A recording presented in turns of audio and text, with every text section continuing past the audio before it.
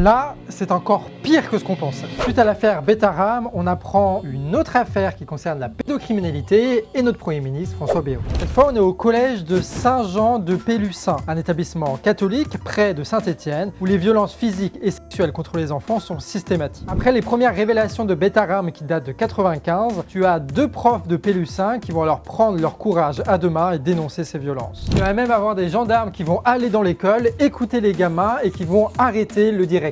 Il sera condamné à une peine ridicule pour avoir abusé d'au moins 30 élèves. Sauf qu'il y a d'autres agresseurs dans l'établissement, nos profs continuent de sonner l'alerte pour faire en sorte que les choses changent réellement. Elles vont alors contacter tout le gouvernement avec même le président de l'époque qui va demander expressément à son ministre de l'Éducation d'agir. Et à l'époque, c'était qui le ministre de l'Éducation?